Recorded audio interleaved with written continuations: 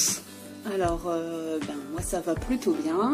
Comme vous le voyez peut-être de loin, je suis bien entourée avec mes petites chatounes qui font leur toilette. Voilà, hop. Toujours avec mes petits chats. J'ai comme pseudo la Marguerite qui vole.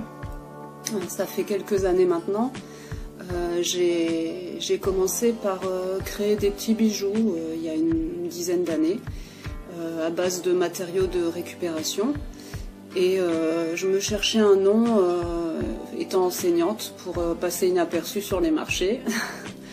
Et puis m'est revenue cette jolie métaphore que m'avait apprise un professeur de français au collège qui m'a beaucoup marquée et grâce à qui je suis devenue à mon tour professeure de français. Voilà, donc la boucle était bouclée, c'était une sorte d'hommage que je lui rendais. Et puis aussi pour montrer mon goût pour la littérature et pour la nature. Alors la Marguerite n'est pas une marguerite dans ce livre de Michel Tournier. C'est un petit papillon blanc qui vole et j'aime cette image de légèreté et de petit animal qui passe inaperçu et pourtant qui est plein de grâce et qui va se poser dans différentes prairies pour butiner à droite à gauche. Ce qui me caractérise dans l'art en tout cas, puisque j'aime toucher un peu à tout. Il est important de savoir qu'au tout début, je suis plutôt danseuse. Je fais de la danse contemporaine depuis toute petite. Et ce qui m'a amenée à avoir envie de dessiner. Alors ça peut paraître étrange, mais le mouvement m'a donné envie de créer le mouvement sur le papier. Et j'ai commencé par des petits dessins naïfs au crayon noir sur papier. Et je n'ai jamais suivi de cours de dessin ou quoi que ce soit, donc c'est plutôt un dessin naïf, spontané. Voilà, donc j'ai voulu allier la danse et le dessin, ce qui me faisait avoir certains gestes dans mes créations dansées qui partaient du trait, du mouvement et de la courbe. Sachez que j'essaye toujours d'allier tout ce que je fais parce que pour moi tout est relié. Que ce soit la danse, la musique, que j'étudie aussi, le dessin, la peinture, travailler la matière. En tout cas, j'aime sentir dans mon corps tout ce qui se passe et en ressortir quelque chose de bon ou de moins bon, mais c'est toujours intéressant. J'aime beaucoup tout ce qui est papier, j'aime coller, j'aime déchirer. Et puis disposer devant moi tout ce qui m'interpelle. Ça peut être aussi à partir des couleurs que je vais associer à travers différents matériaux. Et je n'ai jamais d'idée préconçue de ce que je vais faire. On va dire que la création se fait en touchant et en observant. Donc je suis toujours moi-même surprise de ce que j'obtiens à la fin. Voilà, ce qui peut donner des tableaux avec des différents collages que vous pourrez voir lors de l'expo, je l'espère. Et puis évidemment, cela retranscrit souvent un état d'esprit que je peux avoir à ce moment-là. Donc c'est souvent un état d'esprit très contemplatif du monde tel qu'il est. Donc c'était pour le projet Connexion 2, donc initié par Romanski. C'était sur le thème sans trop d'illusions.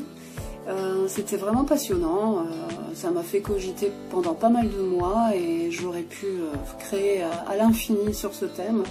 Mais bon, il avait fallu faire des choix et j'étais partie plutôt sur une œuvre qui invitait le visiteur à se projeter dans un miroir tout en observant des messages sur ce miroir.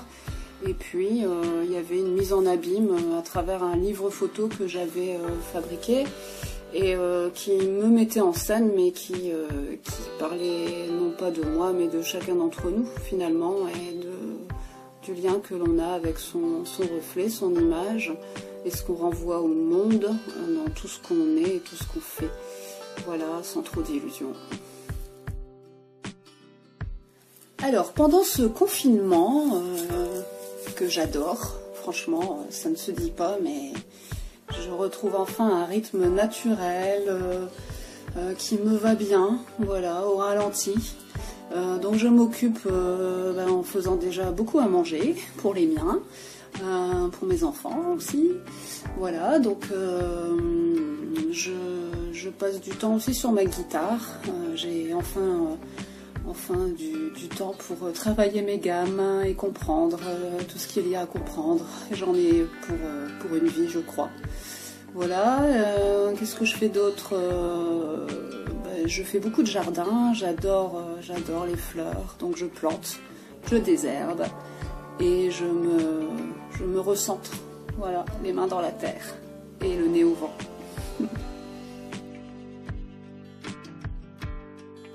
C'est un tableau que j'ai fait il y a quelques années déjà, au moment où on parlait énormément des migrants. C'est quelque chose qui m'a vraiment prise aux tripes, hein, qui m'a retournée, alors qu'en général j'ai quand même beaucoup de recul sur ce qui se passe dans le monde. En tout cas, oui, beaucoup de recul. On voit tellement d'horreur, mais voilà, j'ai voulu faire ce tableau. Il fallait que je le fasse.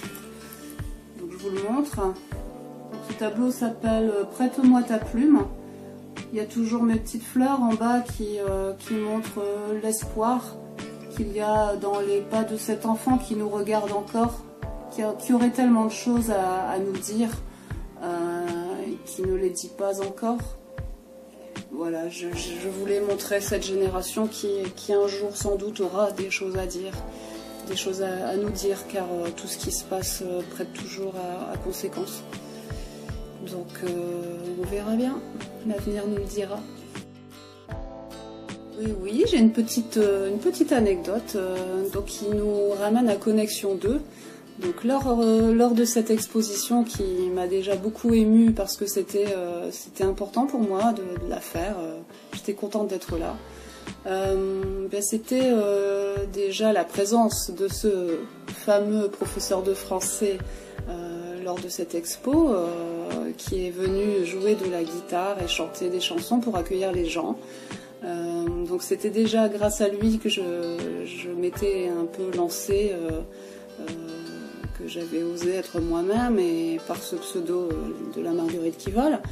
Donc il était là et c'était un petit peu comme si, encore une fois, les boucles se fermaient et revenaient, voilà. Rien n'est dû au hasard pour moi.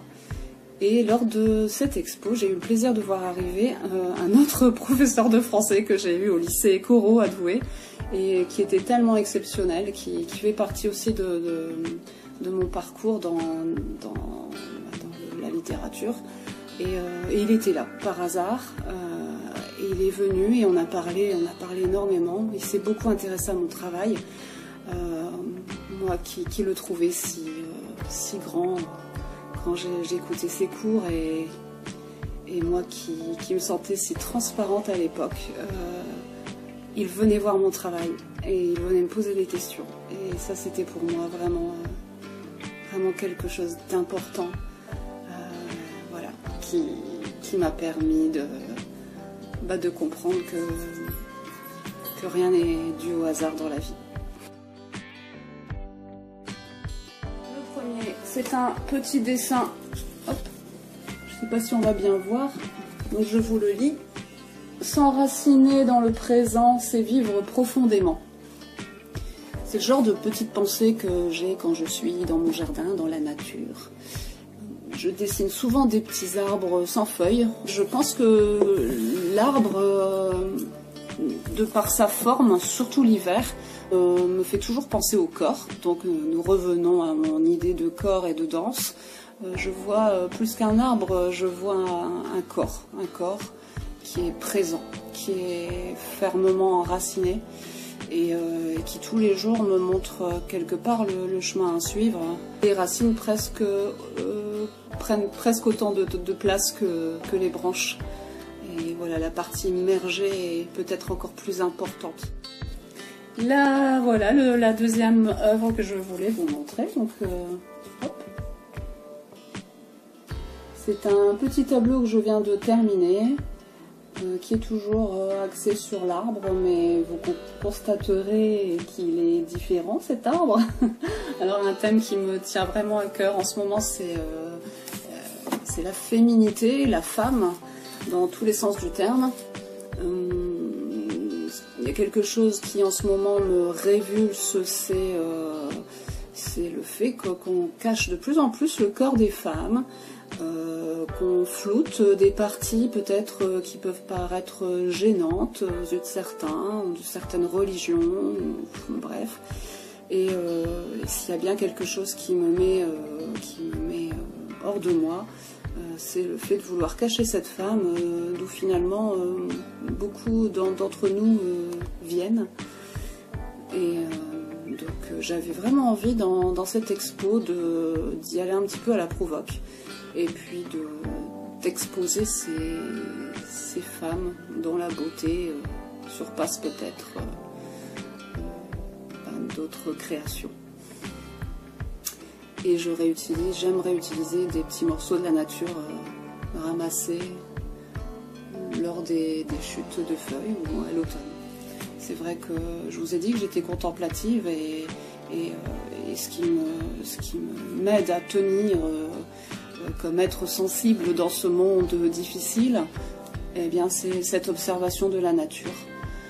Et la représenter, la dessiner, c'est un peu pour moi transmettre à ceux qui n'auraient pas encore eu cette démarche, ou pourquoi pas des enfants qui découvrent ce que je fais. Être enraciné dans le moment présent, c'est vraiment maintenant la conduite de vie que j'ai. Je suis sur Facebook, le nom c'est La Marguerite qui vole. Sinon, j'ai une boîte mail, donc vienne.audrey@orange.fr. Pour le dernier mot, ce sera plusieurs mots parce que j'ai oublié de dire plein de choses importantes. Donc je faisais partie des artistes qui devaient exposer au mois d'avril, donc à la MJC de Saint-Lenoble. J'ai adoré exposer là-bas parce qu'on est très bien accueillis et que tous les artistes étaient vraiment sympas. Grâce au petit reportage de Romanski, j'ai même pu en découvrir certains que je n'avais jamais vus, et vraiment ça c'est super. Je découvre vos petits reportages tous les jours avec grand plaisir. Et voilà, je te remercie Romain pour ton travail et ton invitation, et puis aussi pour m'avoir occupée pendant ce confinement, parce que mine de rien, cette petite interview m'a prise l'après-midi entier. Voilà. Allez, je vous embrasse tous, à bientôt.